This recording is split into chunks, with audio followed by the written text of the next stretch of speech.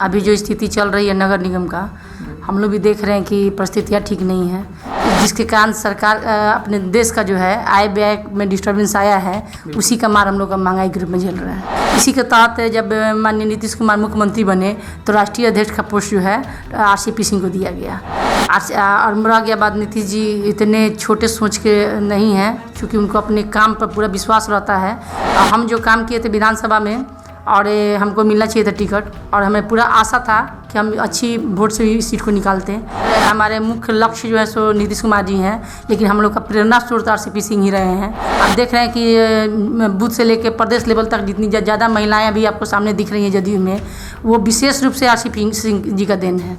इसलिए इसको किसी के दबाव में काम करने की जरूरत नहीं है। अगर एक्टिव रूप से काम करता तो आज ये शिकायत सामने नहीं रहता। नमस्कार, आप खबरी 24/7 देख रहे हैं। मैं कुमार संदेश हूँ।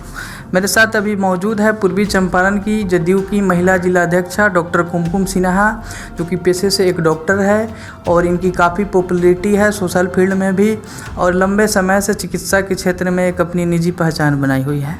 तो आइए इनसे बात करते हैं तमाम राजनीतिक और सामाजिक मुद्दे पर, और तो वर्तमान की जो महंगाई की इतनी बड़ी गंभीर समस्या बनी हुई है, महंगाई आम जनता के लिए, आम जनता इससे त्रस्त है, व्यापारी भी परेशान है।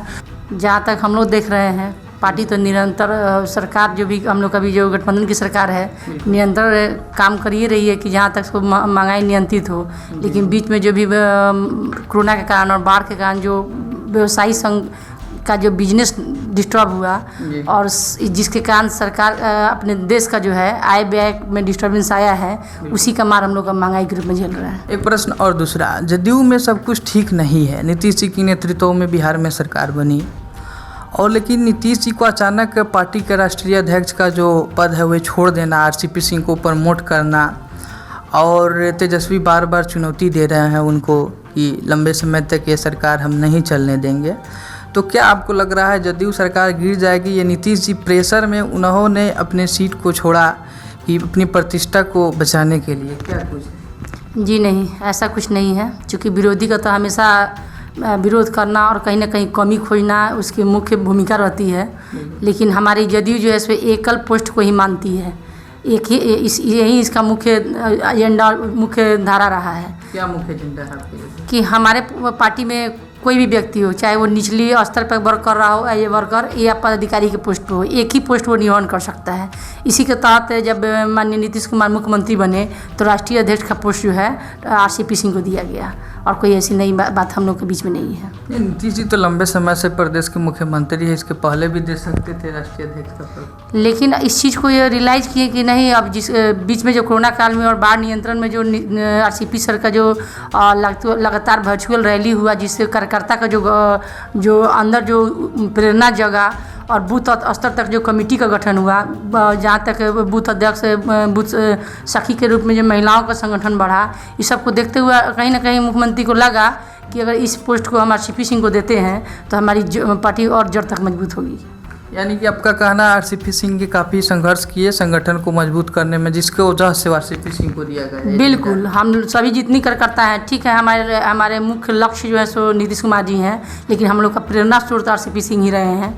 और हम ही नहीं, बिहार के जितने भी जदयू के कार्यकर्ता हैं, किसी समय हो अगर एक कॉल किया जाए तो इसका रिस्पॉन्स RCP सिंह लेते आए हैं। और जहाँ तक महिलाओं में जो आज संगठन में जो मजबूती आई है, और महिलाएं जो आगे बढ़ के आज इस भूमिका में आई हैं, आप देख रहे हैं कि बूथ से लेकर प्रदेश लेवल तक जितनी ज़्यादा महिलाएं अभी आपको सामने दिख रही हैं जदयू में, वो विशेष रूप से RCP सिंह जी का देन है।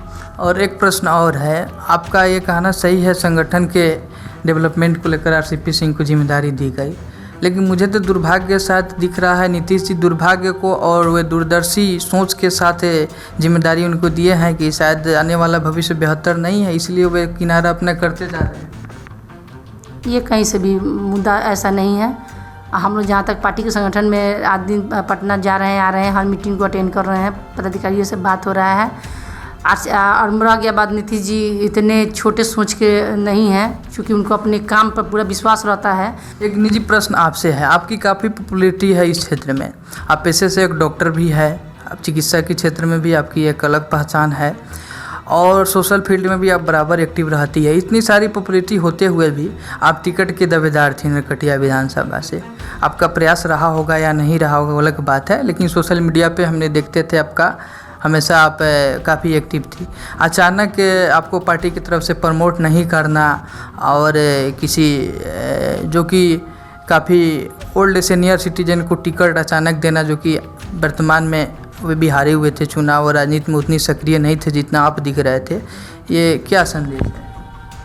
इसके लिए तो हम क्षुब्ध हैं, इसकी छोटी सी तरफ से दुखी हैं जी, इसके लिए हम क्षुब्ध हैं। अब कहीं ना कहीं इसकी शिकायत मुझे है, क्योंकि काम में हर कार्यकर्ता जब कोई काम करता है या कोई व्यक्ति काम करता है तो वो अपनी मजदूरी को पाने की आशा जरूर रखता है। और हम जो काम किए थे विधानसभा में और हमको मिलना चाहिए था टिकट, और हमें पूरा आशा था कि हम अच्छी वोट से इस सीट को निकालते हैं।